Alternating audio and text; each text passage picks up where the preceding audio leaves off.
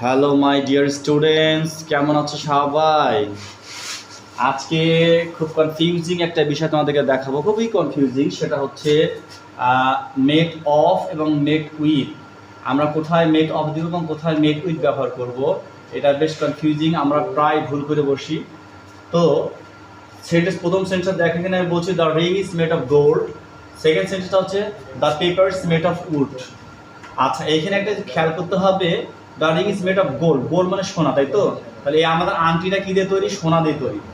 আর এখানে হচ্ছে the paper is made with wood, কাগজটা কাঠ দিয়ে তৈরি। আমাদের খেয়াল করতে হবে, আমরা যেখানে মেড অফ দিব মেড উইথ দিব, মেড অফটা হচ্ছে যেই জিনিসটা দিয়ে তৈরি সেটা যদি আমাদের দৃশ্যমান হয়, আমরা যদি বুঝতে পারি, আমরা বস্তুটাকে দেখেই যদি আমরা বুঝতে পারি এটা কী দিয়ে তৈরি, আমাদের মূল বস্তুটা আমরা বুঝতে পারি, তাহলে আমরা কি বলবো? Made of. তার মানে যেটা দিয়ে তৈরি তার যদি গুণাগুণ বিদ্যমান থেকে আমরা দেখে বুঝতে পারি, তাহলে আমরা বলবো মেড অফ। এবং পেপার, দেখো the paper is made with wood. এখন আমরা উইথ কেন দিব?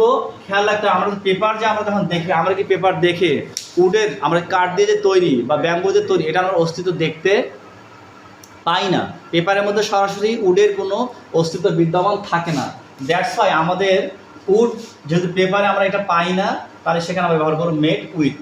তার মানে পার্থক্যটা দাঁড়ালো, যদি আমরা যে বস্তুটা দিয়ে জিনিসটা তৈরি হবে সেটা যদি আমরা দেখে দৃশ্যমান আমরা যদি বুঝতে পারি, দেখেই বুঝতে পারি, দ্যাট মিনস তার যদি উপস্থিতি থাকে, তার উপস্থিতি যদি থাকে দৃশ্যমান হয়, তাহলে আমরা বলবো মেড অফ।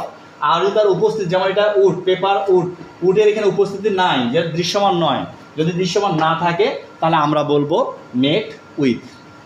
Thank you.